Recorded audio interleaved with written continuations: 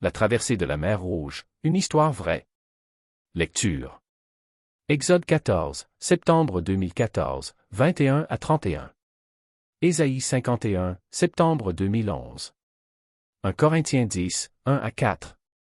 Je partage avec vous ce soir une des histoires les plus connues de la Bible, une des plus impressionnantes aussi, le passage de la mer Rouge par les Hébreux sous la conduite de Moïse.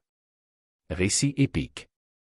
Les Hébreux, esclaves en fuite, sont poursuivis par le grand Pharaon, roi d'Égypte, et ses soldats d'élite. Arrivés devant la mer, ils se croient perdus. Mais voici que la mer s'ouvre et les Hébreux peuvent passer à pied sec.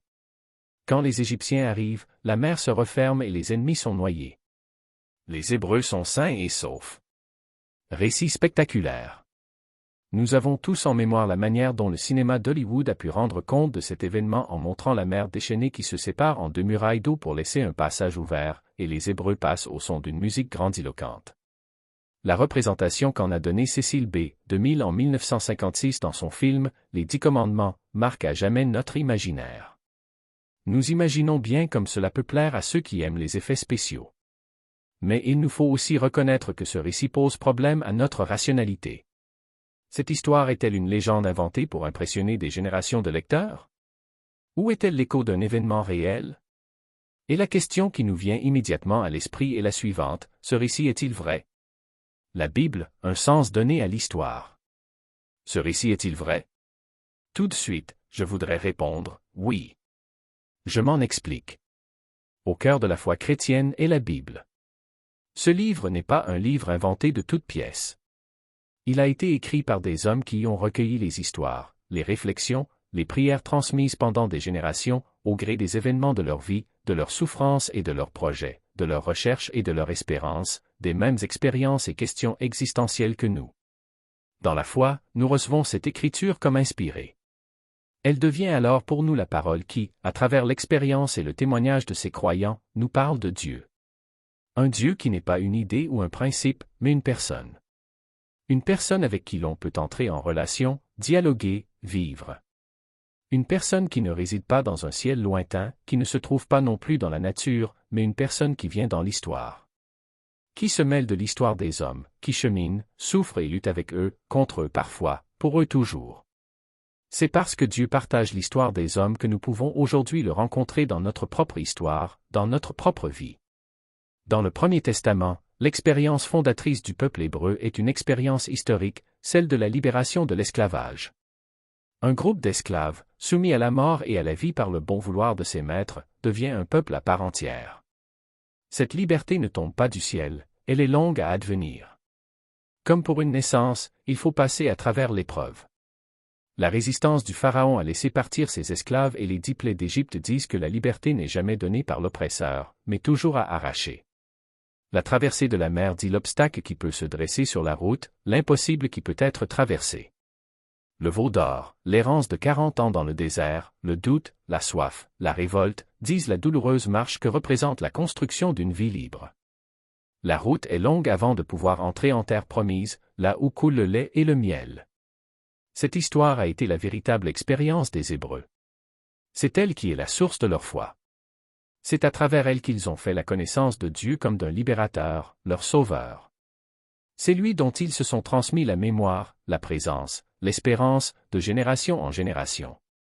La Bible n'est pas un livre d'histoire tel que l'on comprend aujourd'hui ce terme, le compte-rendu le plus exact possible, le plus impartial possible, d'événements dûment contrôlés et de sources soigneusement recoupées.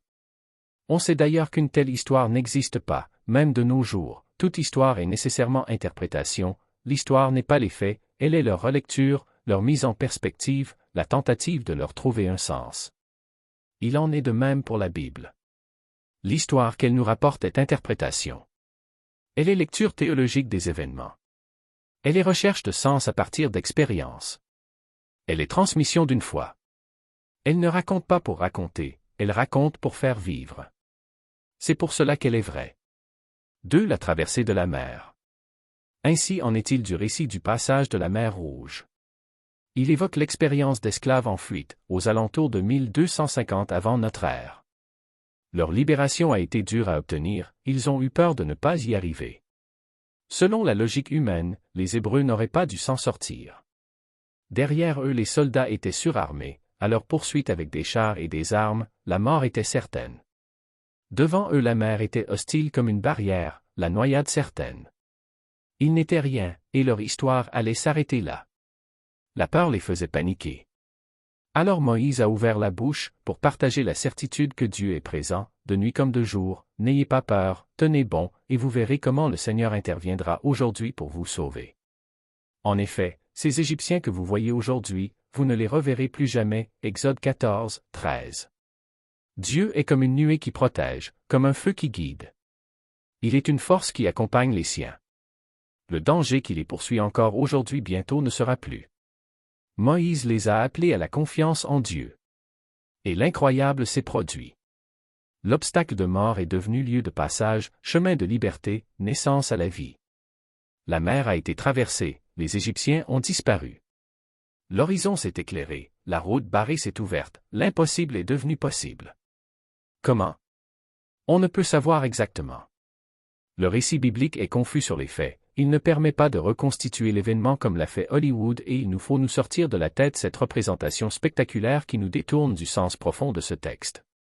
Si on s'en réfère à la géographie, on peut penser qu'il s'est produit une très forte marée d'équinoxe qui a ouvert un gué à travers une zone marécageuse. Les Hébreux à pied ont pu passer, tandis que les Égyptiens se sont embourbés avec leurs chars, puis ont été noyés quand la marée est revenue au galop. C'est possible. Mais peu importe. Peu importe. Car l'essentiel n'est pas de reconstituer un fait passé dont le déroulement exact nous échappe, mais de trouver un sens à l'événement de la liberté advenue, de l'impossible salut devenu réalité. L'essentiel, c'est qu'à travers ce passage de l'esclavage à la liberté, les Hébreux ont reconnu la main de Dieu.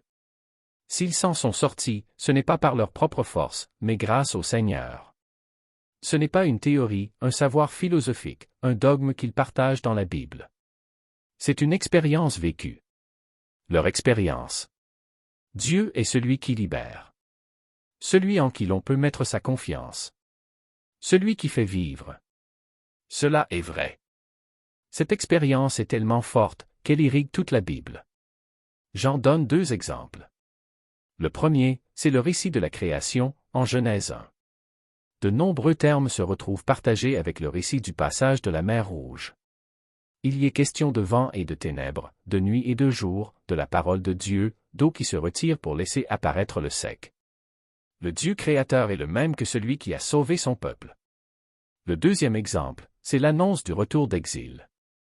L'exil est, après l'Exode, l'autre expérience fondamentale du peuple hébreu. Il a eu lieu plusieurs siècles après, au VIe siècle avant notre ère. Les habitants de Jérusalem ont été emmenés en exil à Babylone. Leur pays a été envahi, leur roi a été fait prisonnier, leur ville a été incendiée, leur temple a été détruit. Tous leurs repères se sont effondrés. Alors le prophète Ésaïe s'est levé pour redonner espérance aux déportés. Pour leur annoncer la libération, le retour d'exil, il leur a parlé d'un nouveau passage de la mer. N'est-ce pas toi, Seigneur, qui assécha la mer, les eaux du grand océan? Et toi qui traças un chemin dans les profondeurs de la mer, pour y faire passer ceux que tu as libérés? Le Seigneur délivrera les siens. Ils reviendront à Jérusalem et ils y entreront en criant de bonheur.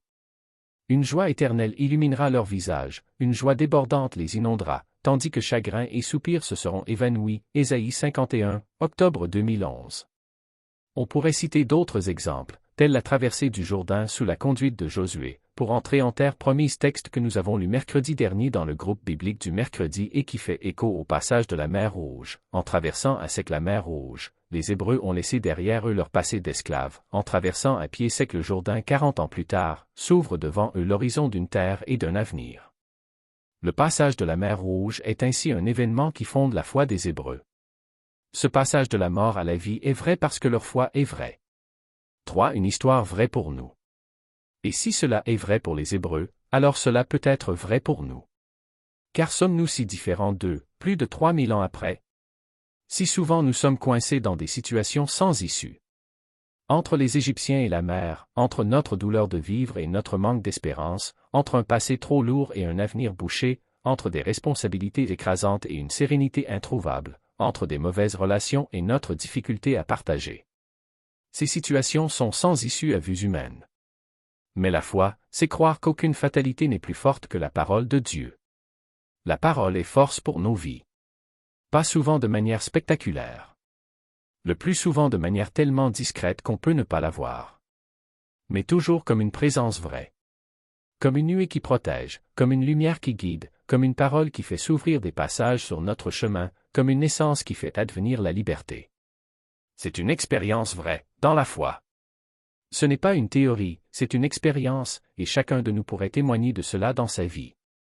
Et chacun de nous a besoin du témoignage de ses frères et sœurs dans la foi quand parfois le doute le saisit, la peur de ne pas y arriver, la tentation de renoncer. C'est pour cela que nous nous rassemblons régulièrement, comme ce soir, en Église. Pour faire mémoire, c'est-à-dire, selon le sens biblique de la mémoire, rappeler l'espérance qui est devant nous, et en vivre, déjà, aujourd'hui. Et pour cela, 2 sacrements nous sont donnés. Un sacrement, c'est le signe visible de la grâce, un moment partagé en Église, dans la suite des paroles de Jésus, pour nous aider à vivre dans la foi, l'amour, l'espérance. C'est un acte qui se déroule au cours d'un culte en Église dans le partage simple d'un peu d'eau, d'une peu de pain et de vin. En protestantisme, nous avons 2 sacrements, parce que Jésus lui-même nous a invités à les vivre, et parce qu'il renvoie tous 2 à sa mort et à sa résurrection. Le premier sacrement, c'est le baptême. Que nous ayons été baptisés enfants, adolescents ou adultes, que nous ayons été baptisés par immersion totale ou pas aspersion de quelques gouttes d'eau sur la tête, peu importe, l'essentiel, c'est que le baptême est un passage. Passage par l'eau, traversé vers la liberté à la suite du Christ mort et ressuscité au temps de Pâques, au cœur de la fête juive qui commémore la sortie d'Égypte. Passage de la mort à la vie. Dans le baptême, Dieu dit au baptisé qu'il le connaît personnellement, et qu'il chemine avec lui, qu'il lui donne son amour, totalement, sans condition, définitivement, c'est la foi, cette relation d'amour entre Dieu le Père et nous qui nous aide à grandir sereinement. Par le signe du baptême, Dieu appelle le baptisé à se mettre debout derrière le ressuscité, à quitter ce qui lui fait peur, à regarder devant, à avancer dans la vie, c'est l'espérance, cette invitation à devenir libre. Par le signe du baptême, Dieu appelle le baptisé à rejoindre son Église, cette grande famille de ceux qui ont mis leur foi et leur espérance dans le Dieu qui aime et qui libère, et qui se soutiennent les uns les autres, et qui témoignent de cela, c'est l'amour, ce partage fraternel au cœur de la communauté chrétienne. Comme le passage par la mer Rouge a marqué pour les Hébreux l'entrée dans la liberté, le baptême est, en Christ, passage par l'eau pour naître à la vie. C'est ce que Paul écrivait aux chrétiens de Corinthe, « Je veux que vous vous rappeliez, frères, ce qui est arrivé à nos ancêtres du temps de Moïse. Ils ont tous été sous la protection du nuage et ils ont tous passé à travers la mer Rouge. Dans le nuage et dans la mer, ils ont tous été baptisés en communion avec Moïse, 1 Cor 10, 1-2. Le baptême est signe de l'entrée dans la liberté. Mais cette liberté n'est que le début d'une longue route, et sur cette route il y a parfois des épreuves, souvent de la fatigue, il est besoin d'être nourri et abreuvé, régulièrement. C'est pourquoi nous est donné la cène, le repas du Seigneur.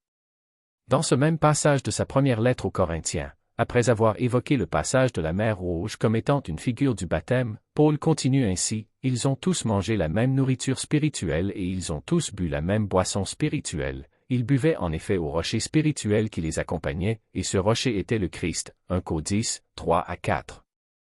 La cène, ce repas où nous partageons le pain et le vin, est un repas de passage.